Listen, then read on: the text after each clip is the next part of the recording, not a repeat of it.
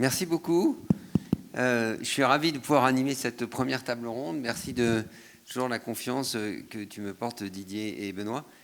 Sujet clé, on parle des coopérations, mais pourquoi faire? Ce n'est pas uniquement pour qu'on s'entende mieux entre docteurs, c'est bien pour que ça ait du sens et que ça puisse faciliter la santé des patients et la santé en faisant avec. Et donc, pour commencer la table ronde, je vais d'abord vous poser une question à vous quatre, parce que ça se fait bien d'évaluer. Et donc, je vais vous demander, est-ce que vous avez l'impression, dans toute cette approche de coopération, aujourd'hui, est-ce que ça vous donne le sentiment que les patients sont plus visibles ou finalement restent invisibles? Parce que c'est quand même ça notre finalité. Et donc, je vous propose, on fait un petit tour. 0, le patient est invisible, vous savez, la petite échelle analogique simple. 10, le patient, il devient de plus en plus visible grâce à nos systèmes de coopération. Est-ce que chacun, vous pourriez donner une note? Où est-ce qu'on en est? Dominique? Alors, moi, je donnerais la note de 6 parce que je trouve qu'il y a eu quand même beaucoup de bonnes intentions. Hein. Je le dirai tout à l'heure sur le médico-social que je connais bien. Il y a beaucoup de bonnes intentions. Il y a beaucoup de bonnes intentions dans le temps. Mais quand je vois aujourd'hui la réalité du terrain, et je trouve qu'elle est de plus en plus compliquée, on est loin encore de l'application de ces bonnes intentions. Et je pense qu'avec la crise qu'on vient de traverser, on en est encore plus loin. 6. Est-ce que je vous propose, je vous donne la parole à la fin? Oui, Camille. Moi, je mettais 5 parce que c'est très hétérogène, en fait, en fonction des cas, d'une part. Mais je reconnais qu'il y a une amélioration, en tout cas une volonté d'amélioration. Gérard. Ah, je serais encore plus critique. Non, je mettrais 4 parce que il ne suffit pas de créer la démocratie en santé et de sortir une loi du 4 mars 2002 qui s'intitule les droits des patients pour qu'effectivement les textes réglementaires ou législatifs fassent que le patient devient visible, participant et une action présente et participante dans le cadre. Donc il ne suffit pas des textes, et on le voit bien d'ailleurs, on l'a vu avec cette crise sanitaire, toutes les institutions de démocratie en santé ont volé en éclats, et donc ce côté-là de la représentation des usagers de la santé dans le système de santé mérite encore d'être véritablement évalué et progressé. Quant à la participation des patients dans leur propre parcours et dans leur propre établissement du parcours, là, il y a encore beaucoup à faire. Donc un petit 4. Luc, alors, votre santé, en France, au Québec, vous mettez quelle note? Et en France, on regarde voilà, tout ce que vous connaissez de la France, vous mettez quelle note? Ah bon, ben, la première est plus facile parce que je vais dire 7 pour la raison d'être mieux que vous, parce que le meilleur, ça a été 4, 5, 6, donc 7. Mais je pense, pour être honnête, écoutez, je vais vous dire une petite chose, là, c'est qu'au Québec, la participation des patients et le partenariat avec les patients, c'est vraiment quelque chose de très moderne, de très discuté, de très présent, de pas complété, pas du tout complété, mais qui est très bien. Et ce véhicule-là, c'est un produit québécois, mais construit avec des pièces importées françaises. Parce que ceux qui ont mené le combat et qui ont livré le plus de ce côté-là sont tous d'origine française. Alors, quand on a des discussions, on entend toujours cet accent. Donc, il faut qu'on aille les repiquer pour qu'ils viennent nous aider un peu, c'est ça? Cet accent un peu fatigant. On va donner des billets retour. Ouais. Alors, on l'entend beaucoup. Mais vraiment, on est assez satisfait de ce côté-là, même s'il reste, et vous l'avez dit, et je pense que ça va être comme ça, encore un peu de temps, beaucoup à faire. Très bien. Donc, en gros, on a vraiment manifestement des progrès à faire. Ça fait une note moyenne autour de 5 et quelques. On a des progrès à faire. Donc, pour entrer dans le vif du sujet, parce que ça montre que c'est un vrai sujet, j'aimerais bien commencer par vous, Camille. Vous présidez l'Association des maladies du foie de l'enfant. Et en préparant cette émission, vous m'avez dit une phrase, j'ai trouvé ça, c'est une bombe. Et je voudrais que vous l'expliquiez parce que vous m'avez dit cette phrase, vous m'avez dit, en France, la pathologie est visible, le patient est invisible. Et je trouvais que cette phrase, elle était d'une richesse et en même temps d'une interrogation. Je suis chirurgien, je me suis dit, mais j'en prends plein la gueule. Enfin, je veux dire, ça m'interroge. Donc j'aimerais bien que vous creusiez cette idée. pour nous expliquer pourquoi vous êtes amené à dire quelque chose d'aussi clair et en même temps de violent. Oui, alors déjà sur le titre du patient invisible au départ, j'ai trouvé que c'était un oxymore un peu provocateur et je voulais dire que j'étais pleine de gratitude par rapport au système de santé français, que j'espère qu'on aura la chance de l'avoir le plus longtemps possible, d'avoir les moyens de l'avoir. Mais donc dans une approche constructive, j'ai bien réfléchi, effectivement, quand on a échangé, je me suis dit, si, il y a quand même pas mal d'exemples d'expériences que j'ai de parents de patients, en tant que parent de patient, où en fait on se sent un peu invisible. Déjà parce que la médecine est devenue de plus en plus technique. En fait, moi, c'est l'analyse que j'en fais. Et donc, effectivement, on traite la pathologie et on ne s'occupe peut-être pas toujours du patient. Donc, j'ai plusieurs exemples, mais donc ma fille a eu une greffe de foie et au moment de sortir, il y a un énorme pansement. Donc, je dis à les pathologues, ah, et alors le pansement, ah, ça c'est le chirurgien. Il faut voir avec le chirurgien. D'accord. Et les supplémenter en calcium, ça va durer combien de temps? Ah, ça faut voir avec la diététicienne. Donc en fait, c'est là où lui, il a son rayon, et effectivement, chacun a son rayon. Et le chef d'orchestre, du coup, on ne sait pas forcément qui ça doit être. Alors est-ce que c'est le patient? Pourquoi pas, il coopère. Mais le médecin connaît la pathologie plus que la vie avec et plus que la prise en compte du confort de vie avec et tout le autour. Donc c'est ça c'était un exemple, mais j'en ai plein d'autres. Quand vous avez 3 hospitalisations sur une même année et qu'il y a des anesthésistes donc, que vous rencontrez, ils vous demandent alors quels sont les traitements. On se dit, ça fait 3 fois que je reviens dans l'année, c'est écrit, j'imagine, dans un système d'information, on est suivi là, donc je ne comprends pas. Aux admissions, pareil, on vous demande votre carte de mutuelle, la photocopie de la carte d'identité, etc. Vous dites, mais ça fait 3 fois que je suis venue, vous l'avez peut-être dans vos systèmes. Ah non, c'est aux archives.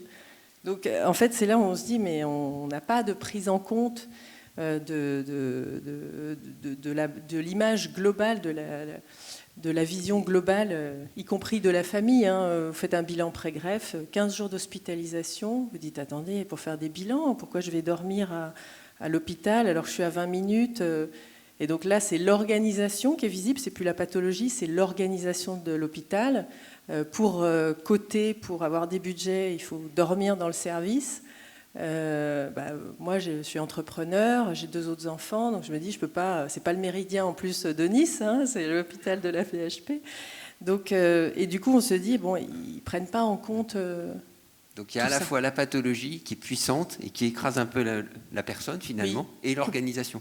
Et est-ce qu'en plus, parce que vous êtes une maman, mais ça pose la question, est-ce que cette invisibilité n'est pas encore plus grande quand on est finalement un patient, on est un enfant, ou quand on est une personne vulnérable?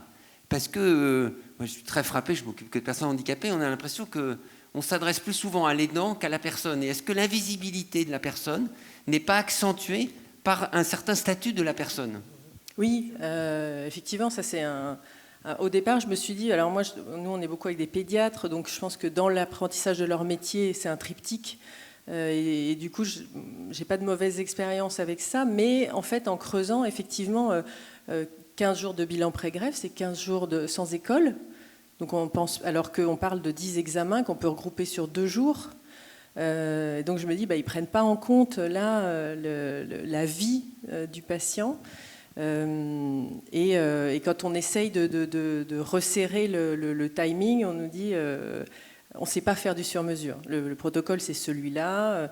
Et pour donner un exemple très précis, moi j'ai essayé de regrouper ces 10 examens sur 2 jours. Et donc, on me dit, ah ben non, parce que l'allergologue, il est là le mercredi. Je dis, bon, d'accord, alors le mercredi, on fera l'aller-retour. À quelle heure est le rendez-vous? Ah non, en fait, il est dans le service le mercredi, donc il faut que vous soyez là toute la journée. Quoi. Donc, en fait, c'est là où en fait, on se rend compte que le patient est à la disposition du service de santé et pas l'inverse. Donc, c'est assez déroutant parce qu'il n'y a pas de prise en compte de la vie globale. Et Gérard Raymond, parce que vous présidez la France Association de Santé, comment vous réagissez à Camille sur cette dimension prise en compte de la personne dans le système de décision? Non, mais on va continuer dans les exemples parce qu'on en a quand même moult ce cas-là. Et avant de présider France Association de Santé, vous savez tous que J'ai animé pendant 20 ans l'Association française des diabétiques. Et donc, il y a quelques années, un congrès de diabétologues qui présentait les prémices de la boucle fermée, qui présentait une enfant de dos avec une pompe sur la cuisse gauche et un capteur de glucose continu sur la cuisse droite, et tout le monde s'extasiait parce que les parents pouvaient dormir, il y avait un suivi, et les parents pouvaient dormir, donc étaient rassurés. Les diabétologues eux aussi s'extasiaient parce qu'en fait, quand même, ils avaient des données et ils pouvaient prendre en charge. Et puis après, il y avait évidemment un patient au fond de la salle qui a tapé sur la table en disant « Est-ce que vous êtes préoccupé du bon sommeil de la jeune fille? Parce que je ne sais pas si elle va dormir avec ça. » C'est ça le problème. C'est ça. C'est que j'ai même un cas personnel pour moi-même. Donc, aujourd'hui, encore une fois, et comme vous, on prend en cause la maladie. On soigne un diabète, on soigne un cancer, on soigne une insuffisance pancréatique, rénale. On ne soigne pas la personne. On ne prend pas en compte la personne, sa vie, sa qualité de vie, son projet de vie. Et c'est la difficulté, effectivement, aujourd'hui, de pouvoir exprimer ce que nous sommes, nous, en tant que citoyens, en tant que patients. Le métier de patient ne nous l'a pas appris, donc il faudrait peut-être qu'on nous l'apprenne. Que ceux qui ont choisi le métier de nous soigner nous apprennent ce métier de patient.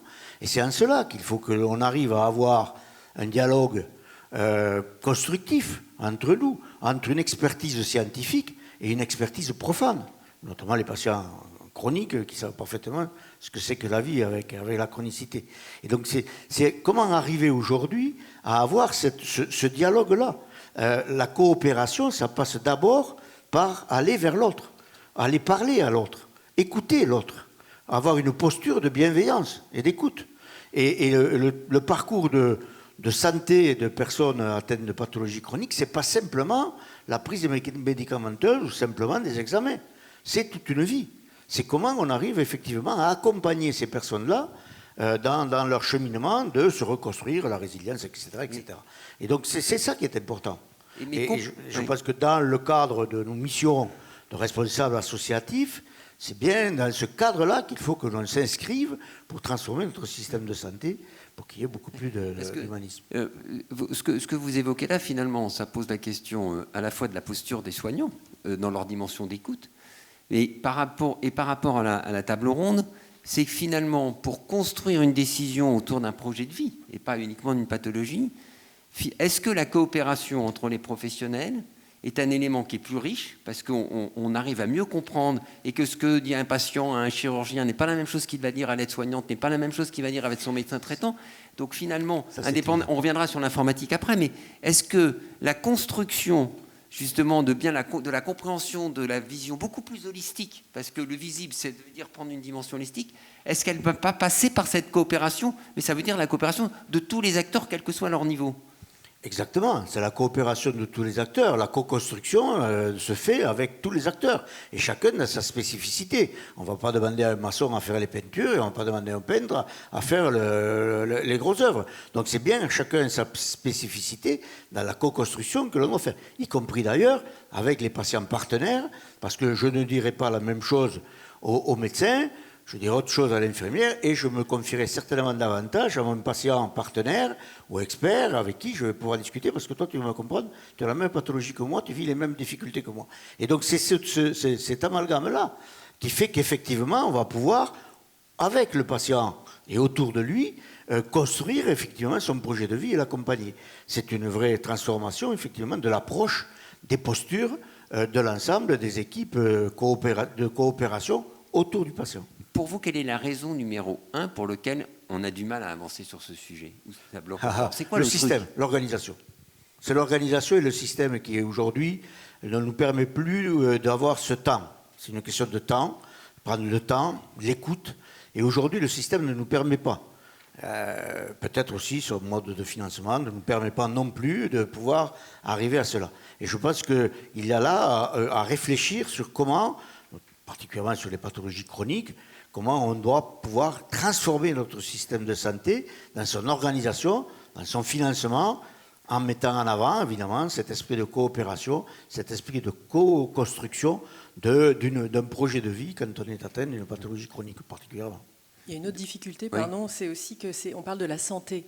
Et du coup, quand les patients veulent adapter un protocole, par exemple, à leur vie, on va leur dire « Attendez, on parle de votre santé, là, donc c'est la priorité ». Et du coup, il y a ça, plus la pression de la peur un peu des blouses blanches, de pas... C'est eux qui savent, donc on ne va pas les challenger sur le protocole. Et donc ça crée une difficulté aussi. Dominique, vous avez la chance à la fois d'avoir une expérience sanitaire médico-sociale. Vous présidez maintenant l'ORSAC, une structure médico-sociale, et Nurviops. Et finalement, c'est intéressant parce que le médico-social n'a-t-il pas des choses à apprendre aux sanitaires dans sa vision plus globale de la personne ayant vécu dans les deux, comment vous voyez les choses ? Alors, dans le médico-social, et je suis très contente de pouvoir en parler aujourd'hui, dans le médico-social, il y a un dispositif législatif qui, depuis une vingtaine d'années, essaye de rendre le patient, mais nous on dit la personne accompagnée, plus visible. En 2002, on a commencé à parler, parce qu'on a aussi notre loi de janvier 2002, on a commencé à parler de la participation. Il y a eu la création des conseils de vie sociale. Après, en 2005, on a parlé de droits. Et cette loi, notamment dans le champ du handicap, elle a ouvert beaucoup de droits. Droit à la santé, droit à l'accès aux soins, droit de la personne, droit à l'école aussi, et c'était très important, dans un objectif qui était d'aller vers une citoyenneté de la personne en situation de handicap. Et puis en 2007, il y a quelque chose d'intéressant, c'est qu'on a parlé d'évaluation, évaluation du médico-social, et là on a dit il faut quand même vérifier l'effectivité du droit, de ces droits qu'on a donnés. Et c'est là qu'est la vraie question, c'est-à-dire on crée des droits, mais finalement comment est-ce qu'on les met en œuvre ? Et on a dans le médico-social, que ce soit en EHPAD ou que ce soit dans le champ du handicap, mais même dans le champ de la protection de l'enfance, on a des projets personnalisés de vie pour ces personnes en situation de fragilité. Mais là, on est confronté à une difficulté, c'est comment est-ce qu'on recueille finalement les besoins de la personne, comment est-ce qu'on recueille leur consentement face à des personnes qui, effectivement, soit ne peuvent pas parler, soit sont très handicapées sur un plan physique, soit ont des déficits cognitifs. Et là, il y a eu énormément d'initiatives qui ont été prises par les établissements et par les professionnels sur le langage facile à lire et à comprendre, pour expliquer justement quels sont les objectifs et comment on va construire le projet de la personne, sur l'utilisation de cartons de couleur. Là, c'est plus pour les émotions, pour permettre à la personne de traduire son émotion. Donc tout un tas de choses qui ont été développées, et avec ces dernières années notamment la paire-aidance, et c'est un peu ce qui a été évoqué à l'instant. Ça s'est développé beaucoup en santé mentale et ça commence à apparaître dans le médico-social. Donc des personnes qui effectivement sont dans la même situation et qui font un peu l'interface entre les professionnels et la personne accompagnée pour faciliter justement cette expression. Donc il y a des choses qui se sont développées et il y a eu des professionnels qui ont vraiment été formés et qui ont été sensibilisés justement à l'écoute, à cette écoute positive, bienveillante des personnes accompagnées aujourd'hui. Les limites, malheureusement, et ça a été évoqué à l'instant, vous parliez de l'organisation. Il y a certes l'organisation, mais je dirais qu'aujourd'hui, la principale difficulté, ce sont les ressources, ce sont les professionnels qu'on n'arrive plus à trouver. On est dans une situation qui est quand même assez critique aujourd'hui dans nos secteurs, et donc le manque de temps. Et puis aussi une culture mais c'est lié au temps, ne pas faire à la place d'eux. Ne pas faire à la place d'eux. Prendre du temps pour l'habillage, pour que la personne puisse, en fonction de ses capacités, s'habiller seule, et ne pas faire à la place pour aller plus vite et passer à un autre patient. Et puis je remarque dans vos propos, vous avez bien utilisé le terme de la bienveillance et non pas de la bientraitance, qui est quand même un sujet, et ce que je pense pour l'autre, ce qui est quand même un sujet, on devrait bannir de votre vocabulaire cette notion de bientraitance pour être dans une approche de bienveillance. Et donc on voit bien qu'il se passe des choses dans cette vision vraiment où la personne, acteur, avec toutes les difficultés que ça peut comporter. Mais est-ce que par rapport à la question de la santé et donc du lien entre le sanitaire, Le secteur médical, est-ce que finalement il n'y a pas une rupture complète? C'est-à-dire que la personne elle est dans un milieu médico-social où elle participe. Quand elle se retrouve dans le secteur sanitaire, comment ça se passe? Vous arrivez à faire les jonctions aujourd'hui? On a dit que le Covid, ça avait amélioré un peu, mais objectivement, dans la vraie vie, ça fonctionne ensemble? Alors non, ça ne fonctionne pas. Je crois qu'il faut être très clair. Et le Covid, ça a été un peu évoqué ce matin, mais les mesures coercitives qui ont été prises vis-à-vis des résidents en EHPAD ont été dramatiques, effectivement. Et je pense que là, évidemment, c'est facile après de faire un retour en arrière, mais ça a été une vision véritablement sanitaire qui a guidé un peu les mesures des pouvoirs publics. Et c'est vrai qu'on n'a pas pris en compte la globalité de la personne.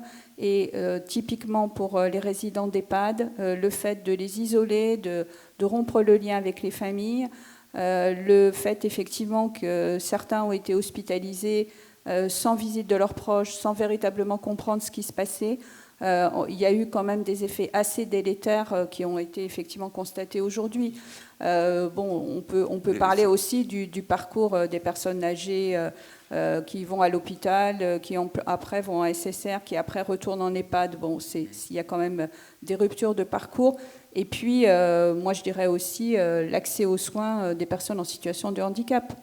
C'est un sujet que vous connaissez bien, mais je crois vraiment qu'aujourd'hui, emmener une personne en situation de handicap en consultation ou dans un centre de santé dentaire ou autre, c'est quand même l'épreuve du combattant. On peut dire quand même que cette crise du Covid a rendu encore plus invisibles nos aidés ou les personnes en situation de handicap. Un vrai traumatisme et qui va se poursuivre. Je pense qu'il faut en tirer les leçons. Et qu'effectivement, on a tout là aussi à reconstruire l'organisation et trouver aussi, évidemment, les moyens humains et les moyens financiers pour que ce qui fait sens dans notre système de santé et le système médico-social, ce qui était la solidarité, la bienveillance, l'entraide, redeviennent ces valeurs-là. Alors que là, on a vu dans la crise du Covid, notamment le premier confinement, même les autres, ce qu'on a fait passer, le sanitaire et la sécurité avant tout, et on voit les dégâts que cela a quand même commis.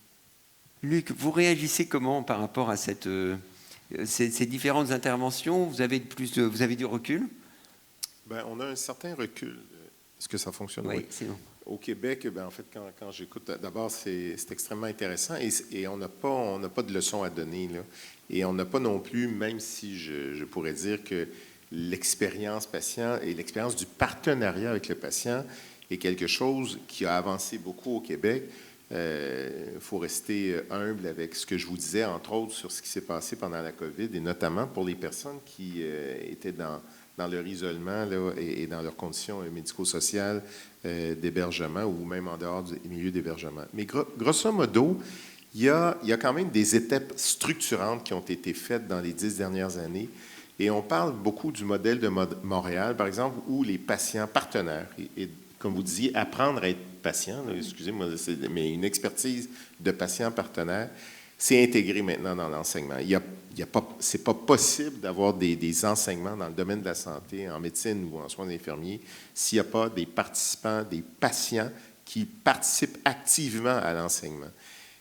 Dans la gouvernance du système, c'est maintenant intégré pour la plupart des volets.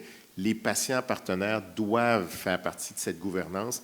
Et dans la recherche aussi, les centres de recherche d'importance là, sur la scène québécoise en santé doivent avoir des patients partenaires dans leur processus d'identification des priorités et même des processus de recherche. À l'INES, l'Institut national d'excellence en santé et services sociaux, nous avons un patient partenaire dont le travail est de mobiliser les patients partenaires pour participer à tous les processus scientifiques. Je vous donne un exemple. On a eu il y a 2 ans, ou à peu près, un groupe de cardiologues, des chirurgiens cardiaques, tout ça sur un enjeu de valve, de remplacement de valve. Gros comité scientifique, et on leur dit il y aura 2 patients partenaires. Je dis que c'est ça. Écoutez un instant, on est des cardiologues, des chirurgiens cardiaques, on n'a pas besoin de ça. Je les connais. Des cardiologues. Non, mais oui, des cardiologues. Et on a même un médecin de famille, mais ils ont dit, mais on n'a pas besoin de ça.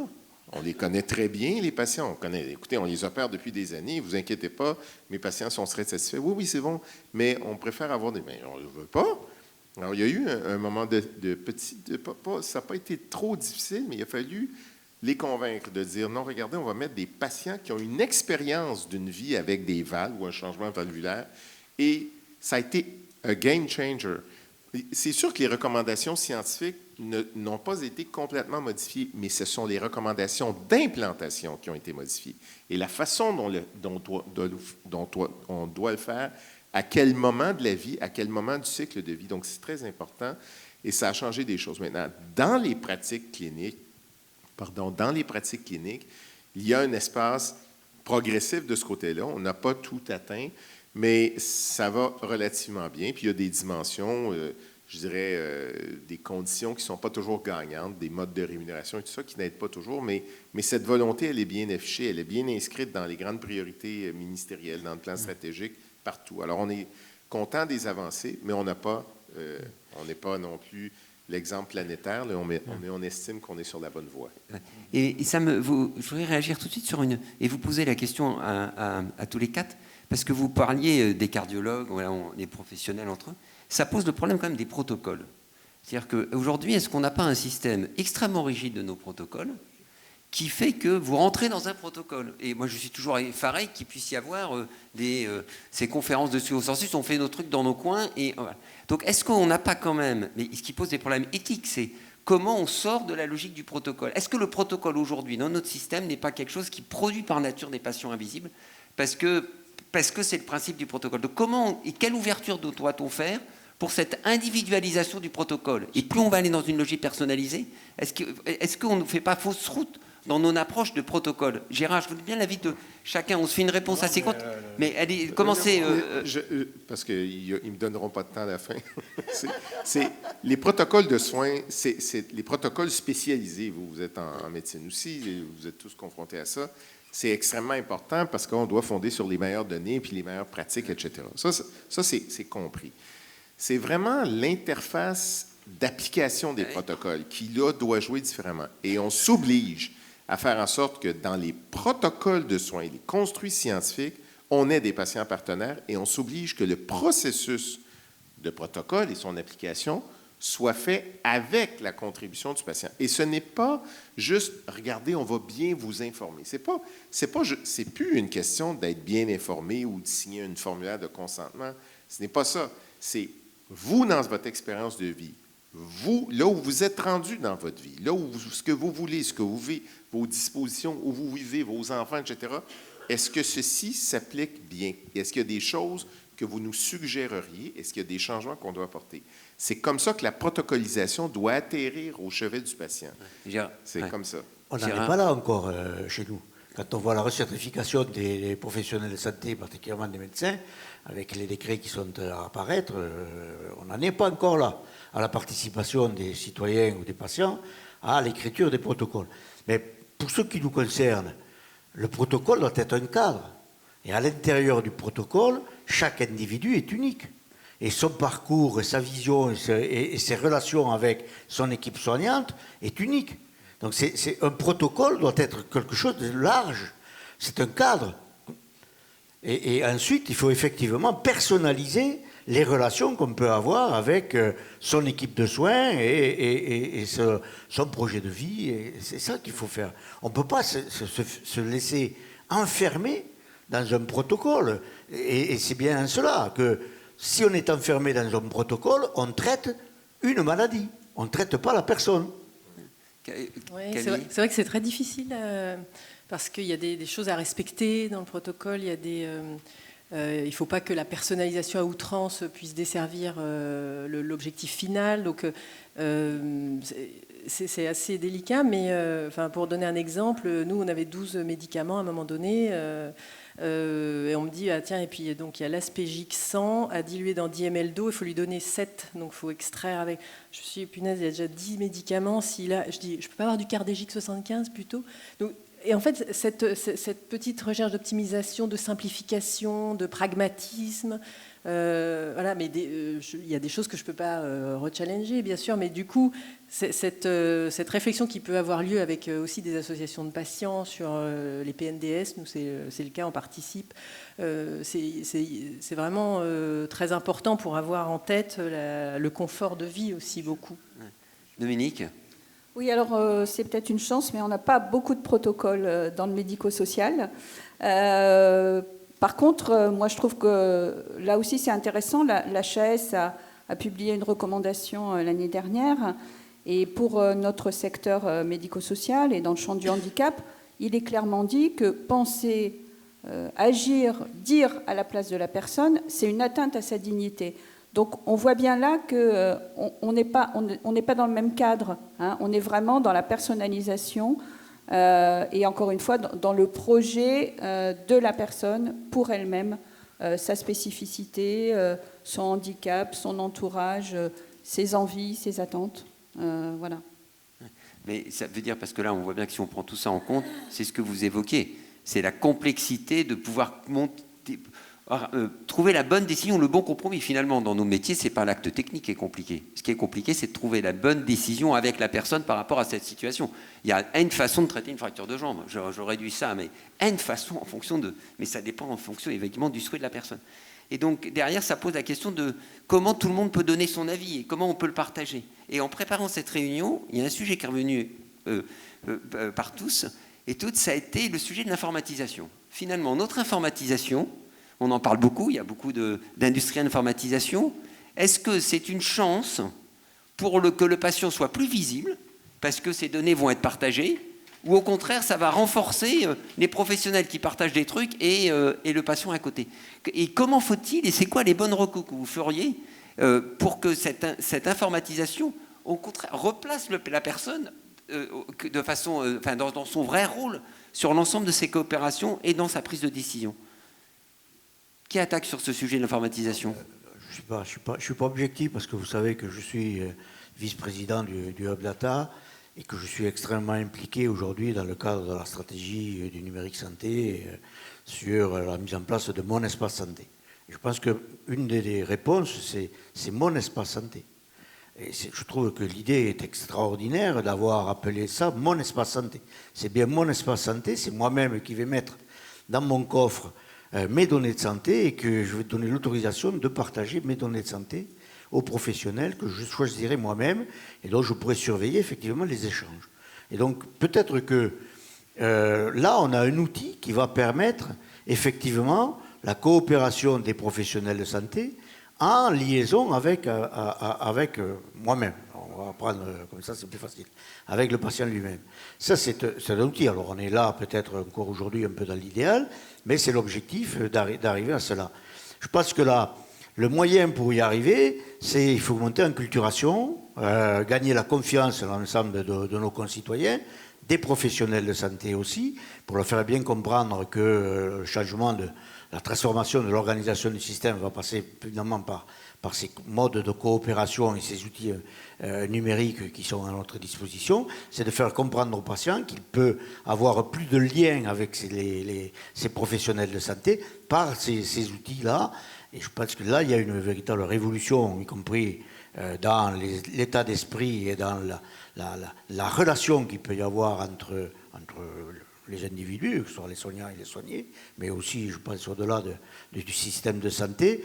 Et donc, certainement que le numérique en santé, les données de santé, l'analyse des données de santé pour faire des études et tout, y compris en vie réelle, c'est quelque chose qui est aujourd'hui un axe fort de notre transformation. Il faut en faire le meilleur, il ne faut pas en faire le pire. Oui, il y a beaucoup dans les maladies chroniques avec des traitements à prendre. On a les cartes d'urgence, nous, sur les maladies du foie, qui mentionnent que l'enfant, par exemple, a été greffé, donc il faut donner un anti-rejet. S'il se passe quelque chose, s'il y a un accident de voiture, savoir s'il se retrouve à l'hôpital, qu'il va falloir lui donner tel ou tel traitement à telle heure et tel dosage. Et du coup, c'est vrai que en 2021, c'est bizarre d'avoir une nécessité vitale à avoir un papier sur soi. Alors qu'on se dit, bon, tout est informatisé, comment ça se fait alors qu'il y a eu une opération fondamentale avec un traitement vital, que ce ne soit pas partout, dans tous les hôpitaux où on arrive, hop, on sait qui c'est et on sait ce qu'il faut donner. Donc du coup, pour moi, effectivement, l'ENS, c'est un formidable outil pour être plus visible et donc pour une meilleure prise en compte du patient. C'est un sujet traité au sein des associations, porté fortement par les associations. Oui, c'est un sujet traité au sein des associations, on travaille beaucoup là-dessus. Et évidemment aussi, on y pointe l'intérêt et l'appétence qu'on peut avoir, parce que ça peut transformer notre vie et transformer notre système de santé. Il y a aussi quand même des points de vigilance, la sécurité, évidemment, mais aussi la fracture numérique. Il faut qu'on ait aujourd'hui conscience que plusieurs millions de nos concitoyens n'ont pas accès à Internet, n'ont pas accès aux outils numériques, et qu'il là, il y a une nécessité, effectivement, soit d'aménagement du territoire pour pouvoir avoir accès à la fibre et au haut débit, mais aussi en culturation des citoyens à pouvoir se servir de l'ensemble de ces outils. Loïc, votre sentiment sur cette informatisation et visibilité ou invisibilité ? Moi, je pense que c'est deux choses que vous pouvez placer, vous, dans une même question, puis vous le faites très bien, mais ça touche des enjeux qui sont distincts aussi. L'informatisation et la capacité de numérisation des informations de santé, leur circulation non libre, mais leur circulation bien dosée pour les personnes qui en ont besoin d'avoir accès à cette information pour aider, c'est une chose. Et le plus on aura ça, le plus on évitera des duplications de services, toutes sortes de problèmes. On le voit, nous, c'est un atout colossal d'avoir accès à des informations partageables. Et on a maintenant un dossier clinique pour tous les citoyens du Québec. Tous les médecins ont un code d'accès qui est tout validé pour avoir accès au dossier de telle ou telle personne, et j'ai tout ce qu'il a eu, etc. Ça, c'est extraordinaire. Maintenant, est-ce que ça doit venir changer la dynamique relationnelle pour l'implication du patient? Ça doit la faciliter. Il ne faut pas que ça devienne une mécanisation qui fait en sorte qu'on reçoit des messages, vous faites ça, vous faites ça, vous faites ça. Ça ne fonctionne pas. Et on l'a vu surtout avec les patients diabétiques. On a eu les associations de patients diabétiques qui ont dit, faites attention, là.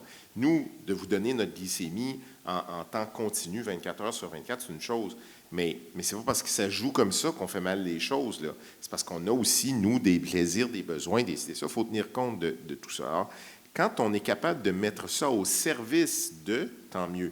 Mais il ne faut pas que ce soit maintenant les nouveaux éléments normatifs qui font en sorte qu'on peut vous traiter et vous informer à distance par des messages numérisés qui vous disent maintenant vous faites ça, vous faites ça. Ça ne marche pas. Oui, donc alors, il faut une informatisation du patient et pas une informatisation de la maladie. Ça rejoint.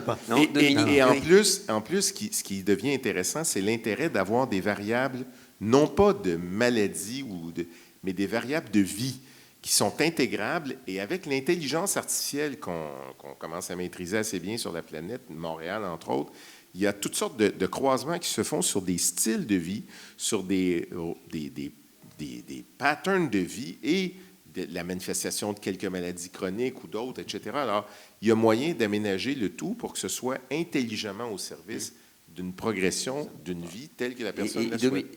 Ça ne peut pas être du flicage et de la sanction pour le patient. En plus. Non, mais on a eu quelques textes qui sont en train de discuter où on voit revenir que le financement se fera à l'utilisation de l'appareil, etc. Donc, il faut faire attention à ça aussi. Par contre, ça peut être un formidable outil d'allègement de la charge mentale. Parce que pour, par exemple, les parents de patients avec des enfants de maladies chroniques, il y a par exemple des médicaments interdits. S'il y a un nouveau professionnel de santé que l'enfant voit, vous êtes obligé d'amener votre papier rose avec la liste des médicaments interdits. Et on se dit, oh là là, si je ne suis pas là au moment où il voit le médecin, et s'il lui donne le médicament qui est interdit parce que... mais ça reste l'informatisation de la maladie.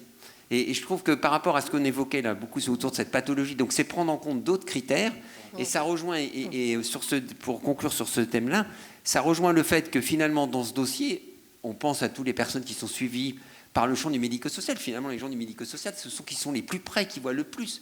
Donc, ils ont des éléments à construire de l'information, du projet de vie de la personne. Comment on l'articule aujourd'hui ? Comment vous voyez les choses, Dominique ? Parce qu'on voit bien qu'il faut articuler notre système avec également tout ce champ du médico-social, sinon ça n'a pas de sens.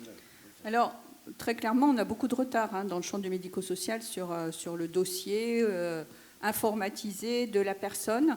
Parce que aussi, je pense qu'on a moins d'intervenants par rapport à la prise en charge médicale en santé. Et qu'en fait, aujourd'hui, la question, elle est plutôt sur quelles solutions. Et on travaille aujourd'hui sur des outils qui permettent d'apporter des réponses sur les solutions possibles pour la personne et pour sa famille. Donc il y a eu des choses qui ont été mises en place récemment, notamment les communautés 360. C'est des plateformes auxquelles les gens s'adressent pour dire voilà, j'ai tel problème, qu'est-ce que je peux avoir comme solution. Et puis quelque chose qui me semble intéressant parce que c'est assez novateur et on trouve ça pas forcément à l'endroit où on le pensait. Dans la construction d'un nouvel outil de tarification qui s'appelle Séraphin pour les personnes en situation de handicap, enfin les établissements qui les accueillent en tout cas. Il y a quelque chose de très intéressant, c'est la création d'une prestation qui va s'appeler coordination et la création de postes de facilitateurs de parcours de vie, de choix de vie. Et ça, je trouve que c'est assez novateur. Et on voit bien que c'est là que se situe la priorité aujourd'hui. Très bien. Écoutez, merci beaucoup. J'espère qu'on vous a éclairé sur ce sujet. Merci à tous.